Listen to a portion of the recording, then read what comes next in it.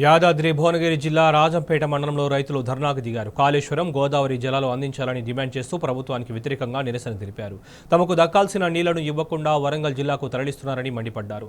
స్థానిక ఎమ్మెల్యే, ముఖ్యమంత్రి తీరుకి నిరసనగా రోడ్లు ఊడ్చి వినూత్న నిరసన తెలిపారు రైతులు.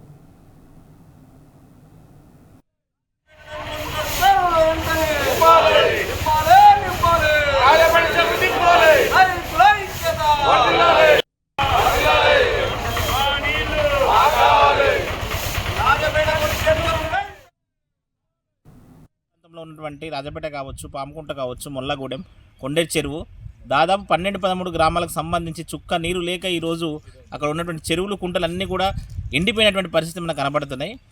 దానికి సంబంధించి అక్కడ ఉన్నటువంటి ఆ ప్రాంత రైతులందరూ కూడా 20-25 రోజుల క్రితం ఒక జేఏసీగా ఏర్పాటు చేసుకొని నిరసన వ్యక్తం చేస్తే కనీసం ఒక్కరోజు కూడా వాళ్ళు నిరసన కోసం ఏర్పాటు చేసినటువంటి ఆ టెంట్ను కూడా అక్కడ ఈ ప్రభుత్వం లేకుండా చేసి ఈరోజు వారిపైన ఉక్కుపాదం మోపుతుంది. దయచేసి స్థానిక ఎమ్మెల్యే గారిని కావచ్చు, ఈ రాష్ట్ర ప్రభుత్వానికి కావచ్చు మేము డిమాండ్ చేస్తున్నాం. ఈ 13 గ్రామాలకు సంబంధించినటువంటి రైతుల ఆవేదన ఒక్కసారి అర్థం చేసుకోండి.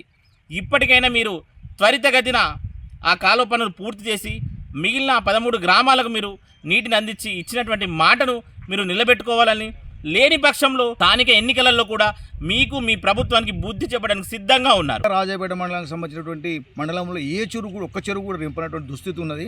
ఎమ్మెల్యే గారికి అనేక మార్లు చెప్పడం జరిగింది. గత నవంబర్లో పూర్తి చేస్తాం, కాలువలను పూర్తి చేస్తాం అన్నాడు. ఇంతవరకు ఎలాంటి కాలువ పూర్తి చేయకపోగా వృధాగా వాగులో పడిపోతున్నాయి. ఈ నీళ్ళన్నీ కూడా రాజాపేటకు చెందినటువంటి నీళ్లు. ఈ నీళ్ళని తీసుకెళ్ళి తుంగతుత్తులో ఉన్నట్టు ఇసుక కాంట్రాక్టర్ కోసం మభ్యపెట్టి ఆ ప్రాంతాన్ని సస్యమలం చేయాలని ఆలోచిస్తూ ఉన్నాడు. ఇసుక కాంట్రాక్ట్ కోసం, దోపిడీ కోసం ఉన్నారు ఈ ఎమ్మెల్యేలంతా కూడా. ఈరోజు రైతాంగం నిజంగా రావాల్సినటువంటి వాటర్ అంటే ఎన్నో లక్షల కోట్ల రూపాయలు ఖర్చు పెట్టి ఆనాడు కేసీఆర్ ముఖ్యమంత్రిగా ఉన్నప్పుడు ఈ ప్రాజెక్ట్ అంతా పూర్తి చేశారు. ఎమ్మెల్యే నీకు చేతనైతే చెయ్యి, లేదు అంటే మా అఖిలపక్ష కమిటీ గత 28 రోజులుగా ఈ ప్రాంతంలో అనేక రకాలుగా నిరసన కార్యక్రమం చేస్తున్నాం. మాకు అవకాశం ఇయ్యి, మరి సంబంధిత మంత్రులను, మనకు ఉన్నటువంటి ముఖ్యమంత్రిని, నాబార్డ్ సిఈని కూడా కలిసి నువ్వు మమ్మల్ని తీసుకెళ్ళి అఖిలపక్షంగా మేము మాట్లాడతాం. అయ్యా మీరు వచ్చిన తర్వాత మీ పాదము ఈ రైతాంగానికి శాపంగా మారింది. అదే గౌరవ కేసీఆర్ గారు ఉన్నప్పుడు ప్రతి చెరువు నిండు కుండలాగా ఇప్పుడు చూసిన చెరువులన్నీ అలుగు వస్తుండే. సుఖ సంతోషాలతో వెళ్ళినటువంటి మండలంలో ఇలా తెలంగాణ రాష్ట్రంలో కూడా ఎక్కడ కూడా రైతు అరిగోసపడ్డ పాపాన వలె.